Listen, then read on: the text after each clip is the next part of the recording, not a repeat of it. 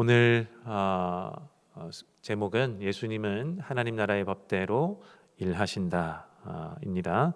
제목으로 하나님의 말씀을 나누겠습니다. 누가복음 1장 1절부터 4절 말씀 우리 함께 읽어보도록 하겠습니다. 우리 가운데서 일어난 일들에 대하여 차례대로 이야기를 엮어내려고 손을 댄 사람이 많이 있었습니다. 그들은 이것을 처음부터 말씀의 목격자요 전파자가 된 이들이 우리에게 전하여 준 대로 엮어냈습니다. 그런데 존귀하신 데오빌로님, 나도 모든 것을 시초부터 정확하게 조사하여 보았으므로 각하께 그것을 순서대로 써드리는 것이 좋겠다고 생각하였습니다. 이리하여 각하께서 이미 배우신 일들이 확실한 사실임을 아시게 되기를 바라는 바입니다. 아멘. 현재 우리가 큐티를 통하여 우리 누가복음을 살펴보고 있는데 중간중간에 드리는 본문 그리고 그것에 풀어서 해석하는 것도 매우 중요하고, 그래서 이제 새벽 기도 때마다 말씀을 나누고 있는데 이 전반적인 틀 자체 누가복음에 대해서 함께 한 번 더 깊이 묵상해보고 전체를 어떻게 시작하는지를 나누면 좋겠다는 생각에서 오늘 누가복음 처음 1장 1절부터 4절 말씀을 함께 나누려고 합니다. 이 누가복음은 저자가 누가라는 것은 우리가 다 알고 있는 사실이죠. 그래서 이 이름을 따라서 누가가 적은 복음의 이야기, 그래서 누가복음이라고 지어졌습니다. 우리는 누가가 의사라는 사실도 알고 있습니다. 의사였다가 이 복음에 의해서 이제 부르심을 받아 전도하는 사람, 복음을 전하는 사람이 되었다라는 것입니다. 그런데 누가는 예수님에게 직접 가르침을 받은 그 제자는 아니죠. 그러나 이 누가는 동시대 이 제자들과 그리고 예수님과 함께 있었던 그 동시대의 사람들이고 또 제자들과 함께 그 시대를 살아갔던 사람입니다. 누가가 아마 어떻게 복음을 받았는지 우리는 자세히 모르지만 아마 그 제자들의 가르침을 받았거나 또는 바울의 가르침을 받았거나 아니면 그 시대에 적혀져 있던 어떤 조각 같은 이 복음서들을, 예수님의 말씀들을 아마 전해 들었거나 아니면 구두로 전해지는 그 복음을 들었을지도 모르겠습니다. 어찌하였든 이 누가는 예수님을 믿는 사람이 되었고 예수님의 제자처럼 그렇게 복음의 열정을 가지고 바울과 함께 전도했던 그 사람이 바로 누가입니다. 그래서 전도 여행을 함께 다녔고 또 복음 전파에 일평생을 바쳤던 그 사람이라는 것을 우리가 알고 있죠. 그리고 이 누가복음은 소위 우리가 사도행전과 연결된 이야기라고 합니다. 혹자의 어떤 신학자들은 누가복음과 사도행전이 하나의 책이었는데 이렇게 후대에 두 개로 나뉘어졌다, 아니면 의도적으로 두 부분으로 나뉘었다라고 하는 사람도 있고, 아니다, 1편이 누가복음이고 2편이 사도행전, 의도를 가지고 각각 나누어서 썼다라고 하는 우리 신학자도 있습니다. 그러나 누가가 그것을 밝히고 있지는 않기 때문에 그냥 이후의 연구자들의 추측일 뿐 명확한 사실은 아니기 때문에 이것이 한 권이었는지 두 권이었는지 사실 우리는 명백히 알 증거는 없습니다. 이렇게 보아도 저렇게 보아도 어쨌든 훼손되지 않는 진리는 이것은 복음이요 하나님 나라의 법칙을 설명하는 하나님의 책이요, 그리고 복음 전파에 사용되었던 모든 사건들과 이야기들이 적혀 있는 하나님의 말씀이다. 그리고 누가가 이것을 전파하기 위해서 성령의 도움을 받아 성령의 영감을 받아 적은 성경이다. 이것은 변하지 않는 진실입니다. 그리고 누가복음을 쓴 장소는 또한 로마로 보는 사람이 많이 있지만 이것 또한도 명확한 사실인지는 알 길은 없습니다. 그러한 증거들이 있다. 이러한 증거들을 비롯해서 로마에서 쓰여졌을 가능성이 매우 높다. 이 정도로 볼 수 있습니다. 그러나 이제 저작 시기는 명확하게 짚는 것이 좋겠다 싶습니다. 이 누가가 이 복음을 쓴 때가 언제냐? 명확하게 몇 년도다라는 것은 우리가 알기는 어렵지만 이때가 70년, 주후 70년, AD 70년이라고 하는 이때 전인가 후인가라고 하는 것을 구분하는 것은 중요한 사실입니다. 왜냐하면 AD 70년 요때에는 이스라엘 백성들이 그 조상대로부터 계속해서 하나님이 우리 가운데 와 계시고 하나님이 우리를 통치하고 계시다는 증거요, 그 집인 성전이 무너지던 때가 AD 70년이기 때문에 그렇습니다. 당시는 이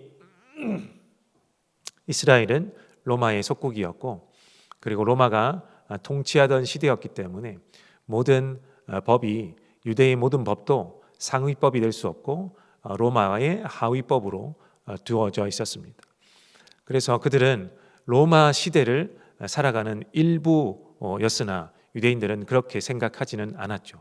독립을 꿈꾸고 있었고 하나님이 성경에 적힌 모세오경 이하를 비롯한 하나님이 말씀하신 대로 메시아가 올 것인데 메시아가 우리를 구원하실 거니까 분명히 우리는 이 신앙을 잃지 말고 있어야 한다. 이런 가운데 살았기 때문에 그들의 중심에 이 자부심은 여전히 남아있고 이 자부심의 근거는 예루살렘 성전이었습니다.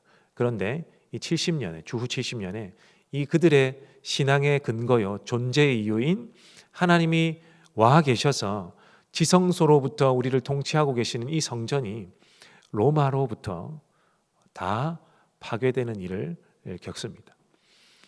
마태복음서부터 이 일을 예수님이 예언하죠.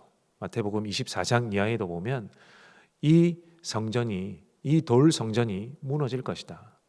그때가 이 시대의 종말이 올 것이다 라고 이야기하십니다. 그리고 돌 하나도 돌 위에 남지 않고 이 돌 성전은 다 무너진다 라고 마태복음 24장에도 예언을 하고 있는데 누가복음에도 이 장면이 21장 5절 이하에 나타납니다.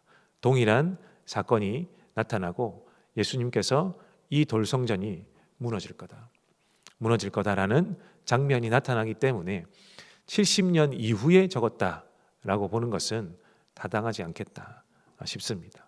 저 또한 여러 해석 가운데 추려보니 AD 60년에서 70년 그 사이 어느 쯤에 누가가 이것을 적었다. 아니면 그 사이에 경험했던 모든 일들을 가지고 그것을 그 시기쯤에 적었다라고 보는 것이 좋겠다 싶습니다. 그래야 이 메시지가 손실되지 않는 부분들이 많이 있기 때문에 그렇게 보는 것입니다. 그럼에도 불구하고 우리가 저작 시기가 그렇게 우리의 진리에 훼손을 가하느냐, 그 정도는 아니겠습니다. 그때에 예수님이 적었겠구나 이렇게 해야 이 이후에 사도 바울 내지는 다른 사도들이 적었던 성경들도 원활하게 해석이 되고 이해할 수 있기 때문에 이 정도는 우리가 누가복음을 읽을 때 머리에 넣으면 유익하겠다 싶어서 오늘 여러분에게 말씀드리는 것입니다.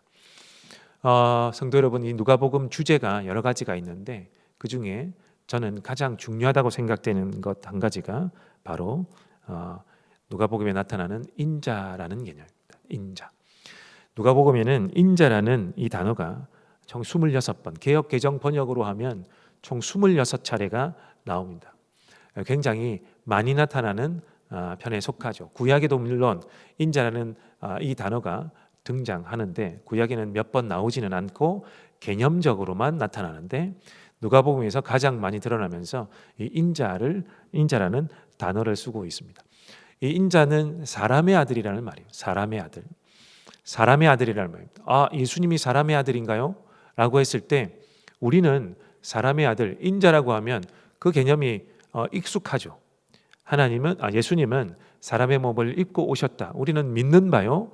우리가 그것을 부정하는 사람은 아무도 없으니까 그것은 굉장히 익숙한 개념인데 유대인들에게 있어서 인자는 익숙한 개념이 아닙니다.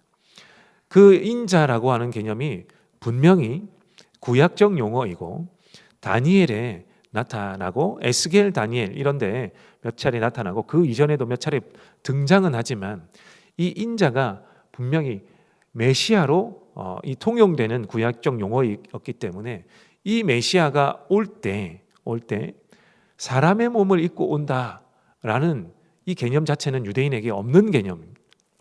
왜냐하면 우리가 생각해도 지금 대한민국이 큰 혼란을 겪고 있는데 큰 혼란을 겪고 있기도 하고 또 이전에도 몇 차례의 대혼란을 겪은 나라 아니겠습니까? 그때 만약 외적이 쳐들어왔을 때 우리 또 이 이웃에 있는 근방에 있는 강한 나라가 우리나라를 침략했을 때 속수무책 당하고 있다고 생각해 보십시오. 그때 우리가 기도할 때 어떤 기대를 하겠습니까? 매우 강한 하나님이 보내신 매우 강한 사람이 나타나서 아니면 매우 지혜로운 사람이 나타나서 이 어려움을 이 국난을 타게 해줄 그런 기대를 하지 않겠습니까? 정말 강력한 힘이 있는 자가 나타나서 이 모든 어려움을 해결해 주기를 원하지 않겠습니까? 유대인들은 정말 강력하게 원했습니다. 왜냐하면 그들의 역사가 계속해서 속국의 역사, 이웃나라의 침략을 받고 포로로 끌려간 기간도 워낙 많았기 때문에 그리고 이어져서 로마로부터 지배를 당하고 있었기 때문에 정말 강력한 메시아를 원하고 있었기 때문에 이 인자의 개념이 그냥 사람의 몸을 입고 온 사람 정도가 아니라 강력한 힘을 가지고 정말 하나님의 주권적 힘을 강하게 발휘할 그러한 사람, 그러한 존재 이렇게 여겼는데 그가 이렇게 힘없는 우리와 동일하게 똑같이 나와 생김새만 다를 뿐 사람의 몸을 입고 온 사람이 인자라면 얼마나 실망스럽겠습니까? 그냥 요 끄는 게 낫겠습니다. 그냥 빨리 마실 테니까 그냥 꺼주세요. 그러니까 이 인자의 개념이 익숙치 않을 뿐더러 그들이 상상하는 인자는 정말 강력해야만 하는 것입니다. 그런데 누가복음에 이 인자를 계속해서 써놓고 있는 것, 그리고 예수님이 본인을 가리켜서 인자 그것을 26번을 사용하고 있다는 것은 유대인들에게는 정말 익숙치도 않을 뿐더러 받아들이지 않을 개념, 그러나 이 복음을 믿는 자들에게는 정말 강력한 하나님의 메시지입니다. 이분이 메시아야. 구약에서 언급했던 인자, 사람의 몸을 입고 온 그 인자 메시아다라는 개념이 이 누가복음 안에 가득 담겨 있습니다. 왜냐하면 예수님이 말씀하실 때마다 인자가 이렇게 계속해서 말씀하시기 때문에 그렇습니다. 그래서 누가복음을 읽을 때 인자라는 말은 구약에 예언한 그 메시아를 상징하는구나. 그러니까 구약의 빛 아래에서 하나님이 이 백성에게 주셨던 그 말씀, 구약의 말씀 빛 아래에서 오신 그 인자가 바로 이분이구나 라는 것을 우리가 염두에 두면서 읽으시는 것이 중요하다라는 것입니다. 1장 1절을 보면 이런 말씀이 있죠. 우리 가운데서 일어난 일들에 대하여, 우리 가운데서 일어난 일들에 대하여. 누가복음에서 누가가 이 글을 적는 이유가 이미 일어난 일들, 개역 개정에서는 일어난 사실들 이렇게 번역하고 있는데 이 말은 바로 구약에서 예언된 이 사실이 이루어졌다라는 이야기 아니겠습니까?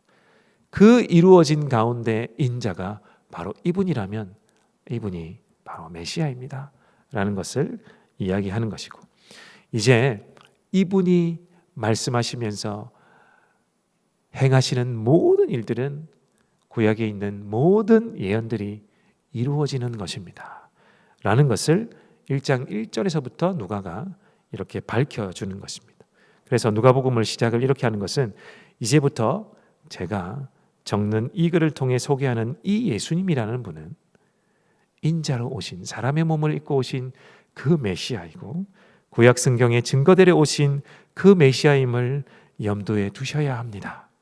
그러니 구약의 빛 아래에서 이 글을 읽으시는 것이 유익합니다 라고 1장 1절에서 이렇게 던져놓고 있는 것입니다. 자, 누가복음에 대한 이러한 서론은 오늘 여기까지 하고 그 다음에 1절부터 4절에서 밝혀 보여주는 의도를 한번 생각해 보도록 하겠습니다. 이 1절부터 4절에 세 가지가 나타나는데, 첫 번째는 누가복음은 실제 역사다라는 것을 누가가 기록하는 것입니다. 이것은 그냥 추상적인 개념이 적혀 있는 책이 아닙니다. 이것은 실제 역사입니다. 그리고 예언이 이루어지는 진짜로 일어나는 역사입니다 라고 누가가 밝히는 것입니다.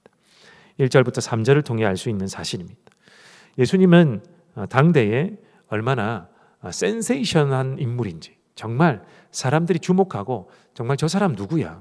그러니까 우리 시대로 말하면 인플루언서라고 하죠. 지금은 다 컴퓨터, 스마트폰 이런 것들로 자기 PR을 하는 시대이기 때문에 이 가운데 아주 핫한 인물, 정말 이 좋은 이미지든 나쁜 이미지든 그 당대 사람들에게 정말 논란을 일으키면서 정말 입에 회자되고 저 사람이 누구냐 궁금증을 불러일으켰던 사람으로 1절부터 3절이 기록하는 것입니다. 왜냐하면 이 중요한 인물이기 때문에 서로 앞다투어서 이 사람이 되는 것을 적었다라고 누가가 밝히기 때문에 그렇습니다. 기록들이 되게 많았던 것 같아요. 이 예수님에 대해서 적었던 사람들이 굉장히 많았던 것 같습니다. 그래서 그 사람들이 어떻게 적었는지는 모르겠지만 자신이 쓰고 싶은 대로 경험했던 바 쓰고 싶은 대로 적었을 수도 있고요.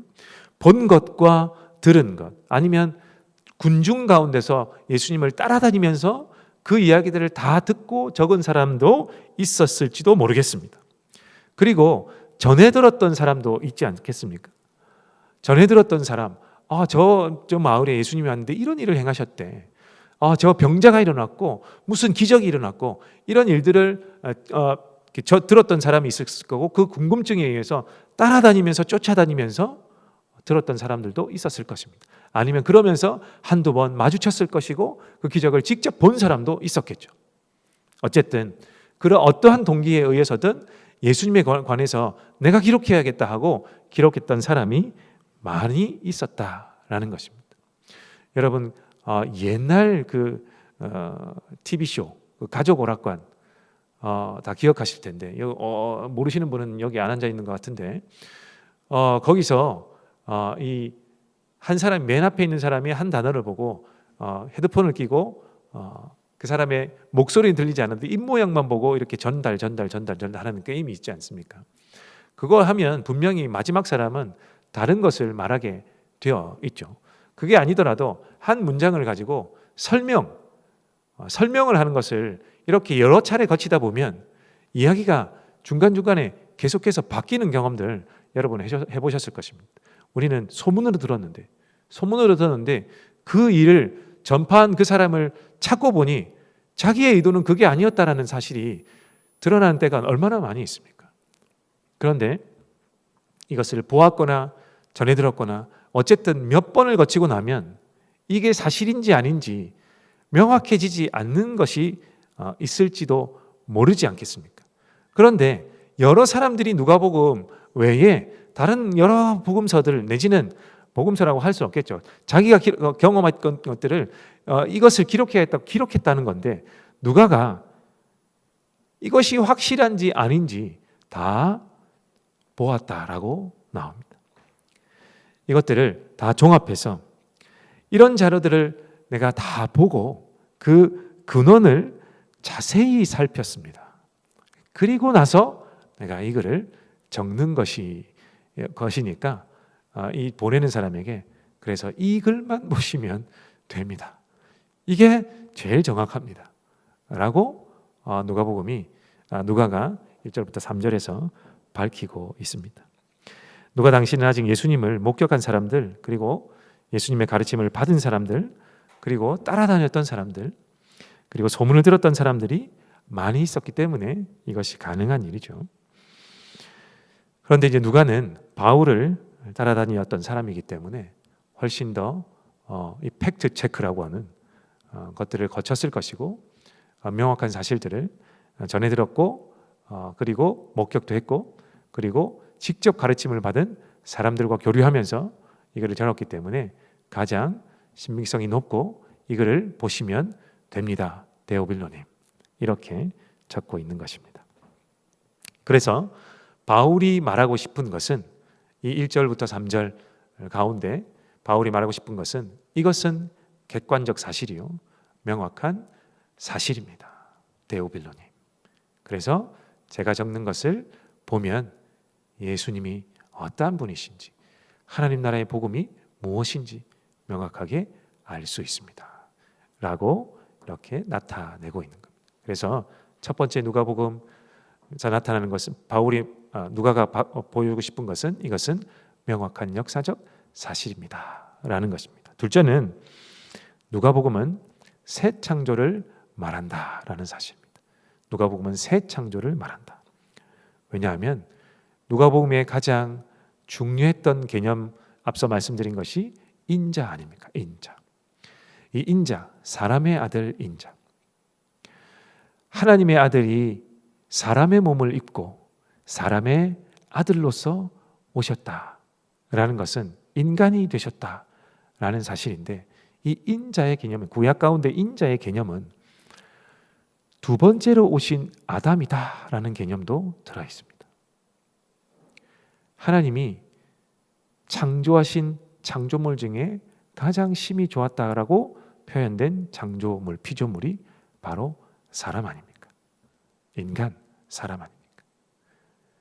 그래서 가장 좋았다라고 한 표현대로 그 피조물로 예수님이 오셨는데 사람의 몸을 입고 오셨는데 사실 첫 번째 가장 좋았다고 한 이 아담은 실패해 버렸습니다. 죄에 빠졌으니까. 죄의 유혹을 이기지 못했으니까. 이 첫 번째 심히 좋았다고 표현한 이 사람으로 인해서 이 세상 가운데 죄가 들어오고 편만하게 되었으니 실패한 것 아닙니까?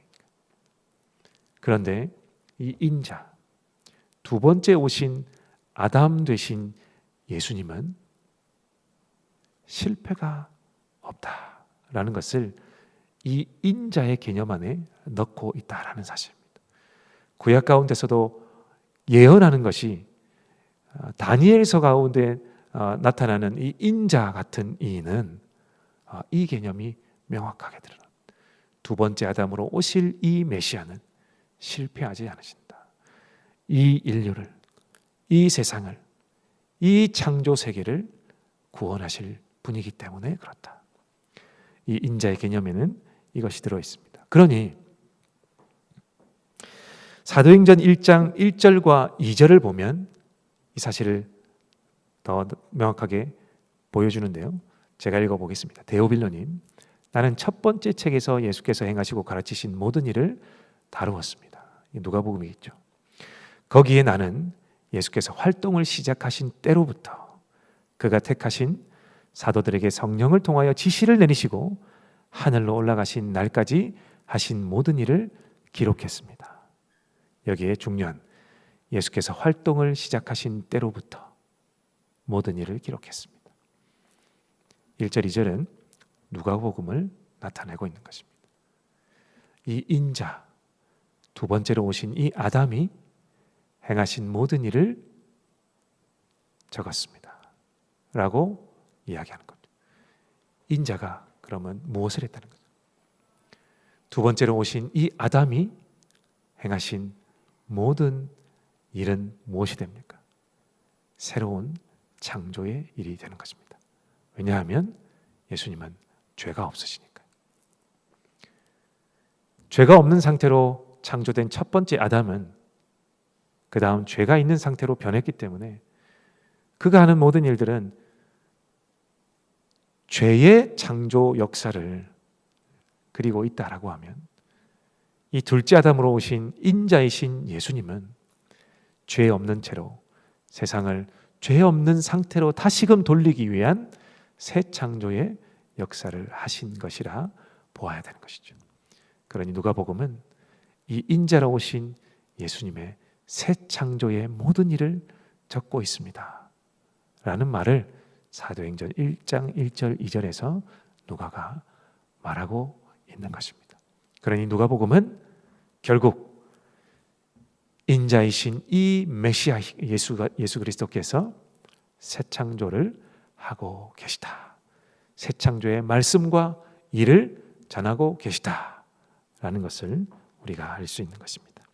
자, 마지막 세 번째는 누가복음은 인자이신 예수님의 새 창조의 법칙은 사람의 생각과 다르다라는 것입니다. 그것을 알 수 있게 해주는 말은 바로 데오빌로님, 데오빌로 각하라는 말입니다.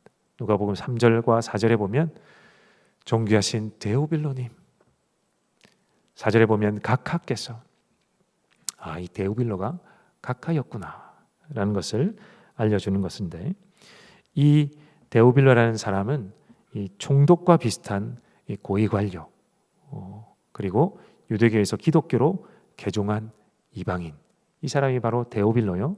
이 각하의 직분은 총독과 비슷한 이 로마가 파견한 이 고위관료였다라는 것입니다. 그러니 이 사람에게 전달하는 편지와 같은 것이 바로 누가복음과 사도행전이라고 보아야 할 것이고, 그리고 그만 보는 것이 아니라 그 당시 상류사회, 고위관료층 상류사회에 읽고 회자될 수 있도록 바울이 그들 친화적인 문구를 써가면서 적고 있는 책이 바로 누가복음과 사도행전입니다. 그러니 그들의 입맛에 맞게 적어야겠죠. 여러분이 편지를 쓸 때 내가 존경하고 정말 좀 존경하면서 어르신인 분에게 존경의 표를 표하면서, 아니면 내가 하고 싶은 말을 한다고 해도 내가 자녀들에게 하는 말로 편지를 쓰지는 않습니다. 격식에 맞추어 그분이 이해할 만한 단어로 그 상황을 상세히 풀어 쓰거나 그분의 상황에 맞게 쓰는 것이 예의지 않습니까? 그런데 누가는 그런 분들이 읽을 수 있도록 이 복음을 설명하기는 합니다만 그들의 구미에 다 맞추지는 않습니다. 그들의 입맛에 맞게 다 고쳐 적지는 않습니다. 왜냐하면 이것은 하나님 나라의 복음이기 때문에 그러합니다. 또한 예수님이 그들의 입맛에 맞는 행동과 활동들을 하지 않으셨기 때문에 그러합니다. 반더바라라는 신학자가, 네덜란드 신학자가 이러한 사실을 렘브란트의 그림 하나를 두고 설명을 하는데, 이 그림입니다. 이 렘브란트의 그림, 야경이라는 그림.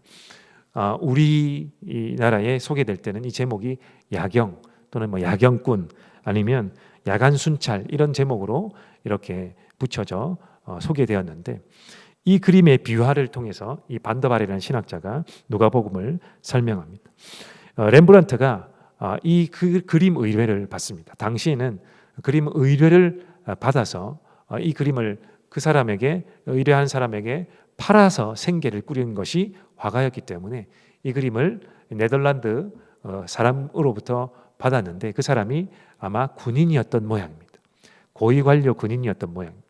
그래서 작은 모임, 그들의 작은 모임, 소그룹의 모임을 그려달라라고 의뢰를 받았는데, 이 렘브란트가 그를 위해서 그린 그림이 바로 이 그림인데, 보시면 렘브란트의 기법을 보면 강조하고 싶은 부분에 빛이 들게 합니다. 다른 부분은 어둡게 이렇게 표현하지만 강조하고 싶은 부분에는 빛이 들게 합니다. 그래서 맨 앞에 보시면 두 명의 누가 봐도 조금 높아 보이는 군인 두 명이 이렇게 보이고, 그 옆에 빛이 들고 있는 장면을 보면 소녀 한 명이 이렇게 빛이 들고 있는 그림이 보여집니다.